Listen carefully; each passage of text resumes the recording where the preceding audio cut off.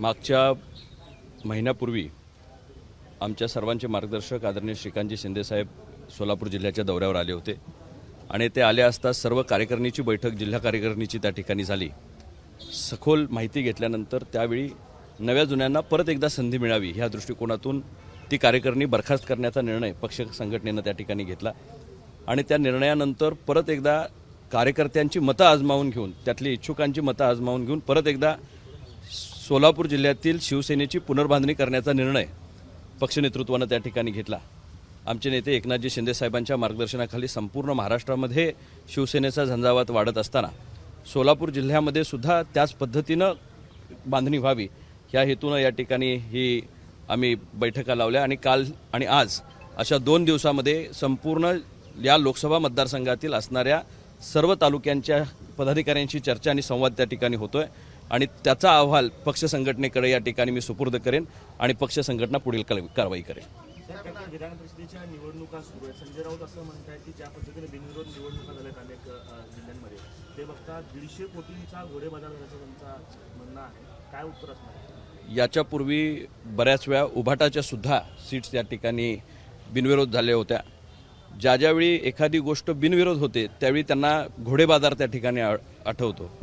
खऱ्या अर्थानं संजय राऊत साहेब हे अंतराळातनं उडलेलं विमान आहे, ते कुठं जाऊन लँड होईल याचा काय या ठिकाणी अंदाज लागत नाही।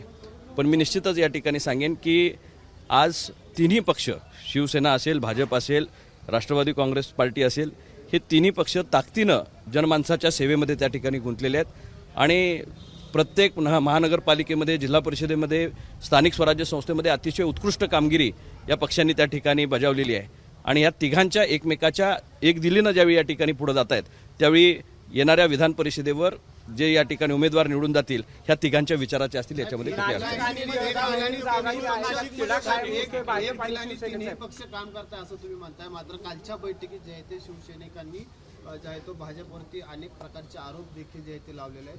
कुठंतरी समन्वयाची वागणूक देत नाहीत, सोबत घेत नाहीत, अशा विषयावरती जे आहे ते काल आरोप लावलेत आणि पहिल्यापासूनच जे आहे ते सोलापुरातले शिवसैनिक आरोप लावतात। हे पहा, जिथं जिथं एखाद्या पक्षाची पालकमंत्री असतात अपेक्षा ही साहजिक असते की दुसऱ्या असणाऱ्या मित्रपक्षांना सांभाळून घेऊन त्या ठिकाणी काम व्हावं।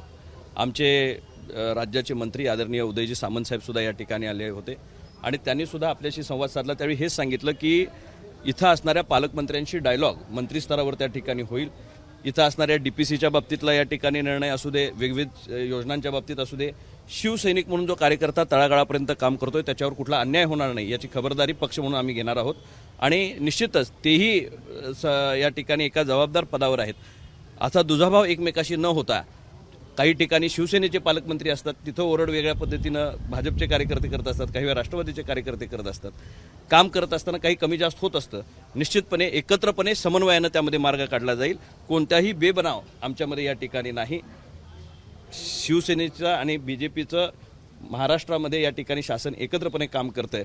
येणाऱ्या काळामध्ये सोलापूर जिल्ह्याची घडी शिवसेना आपल्या तऱ्हेनं या ठिकाणी बसवण्याचा प्रयत्न करतंय, पण भाजपच्या या ठिकाणी नेत्यांनी सुद्धा त्यांच्याकडे आज इतकी सर्व सूत्र आहेत, त्यांनी सुद्धा शिवसैनिकाला विश्वासात घेऊन काम करावं एवढीच आमची मापक आहे। सांगूनही माघार घेतली नाही, बंडखोरी झाली त्या ठिकाणी दिसतंय। आता काही वेळा कार्यकर्त्याच्या अपेक्षा त्या ठिकाणी पुढे गेलेल्या असतात। काही वेळा एखादा शब्दाबाद, आता सोलापूर जिल्ह्यामध्ये आमचे जे अर्ज होते ते साहेबांचा एक शब्द आल्यानंतर ते मागे घेण्यात आले। सांगली जिल्ह्यातले अर्ज लगेच त्या ठिकाणी मागे घेण्यात आले।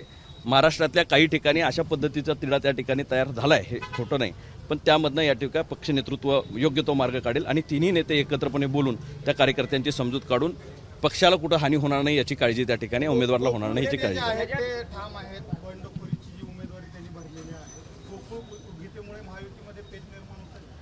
नाही। हे पहा, काही लोकांना समजूत काढण्याची गरज आहे आणि ती निश्चितपणे पक्ष नेतृत्व त्यांच्या पातळीवर त्या ठिकाणी करेल।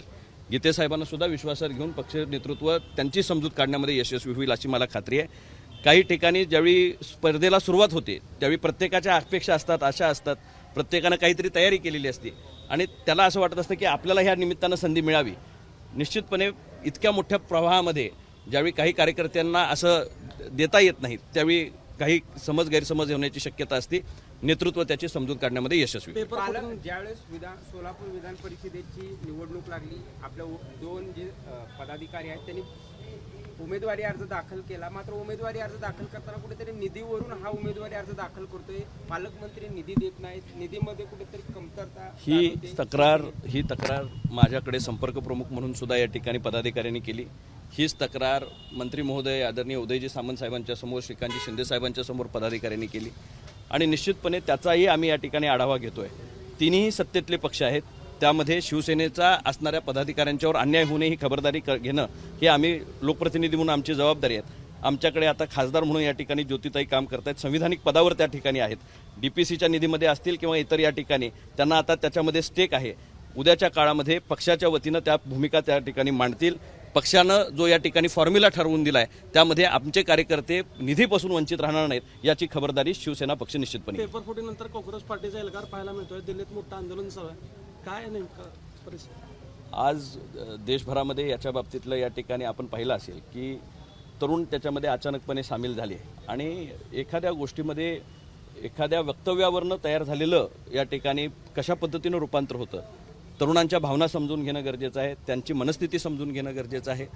राजकारण एका बाजूला, पण भारतातला तरुण कुठल्याही जातीपातीचा, धर्माचा, राज्यातला, भाषिक असे ना, पण त्यांच्या असणाऱ्या विचारांना खऱ्या अर्थानं आत्मसात करण्यासाठी, इन्कॉर्पोरेट करण्यासाठी पार्टीज आम्ही सुद्धा आता तयार झालो पाहिजेत आणि त्याच्यामधनं रेसिप्रोकेटिव्ह अशा पद्धतीचं राजकारण त्या ठिकाणी झाले पाहिजे. त्यांची जी मतं आहेत ती समजून घेऊन निश्चितपणे त्यांच्यावर मार्ग काढण्याचं काम शासन म्हणून आम्हाला करावं लागेल.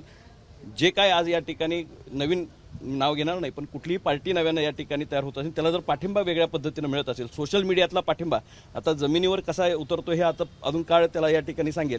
पण अशा वेळी जे या ठिकाणी रूटेड पार्टीज आहेत, ज्यांनी जमिनीवरचं काम त्यांचं त्या ठिकाणी चालू आहे, त्यांनी सुद्धा पॉझिटिव्ह अँगलनं ह्या गोष्टीकडे पाहणं गरजेचं आहे आणि त्यातनं जे चांगलं आहे ते घेऊन आपल्यामध्ये जर काही दुरुस्ती करणं गरजेचं असेल तर निश्चितपणे केली पाहिजे ह्या मताचा मी आहे. प्रमुख मागणी आहे की धर्मेंद्र प्रधान यांचा राजीनामा. आणि शेवटी हा केंद्र शासनाचा निर्णय तो आदरणीय प्रधानमंत्री जे घेतील. हे प्रधानमंत्री महोदयांच्या अखत्यारीतला विषय आहे. शेवटी त्यांच्यापाशी त्यांनी एखाद्याची मागणी असती, त्यांनी आता आंदोलक म्हणून त्यांनी ती मागणी केलेली आहे. शेवटी निर्णय हा सर्वोच्च प्रधानमंत्र्यांचा आहे.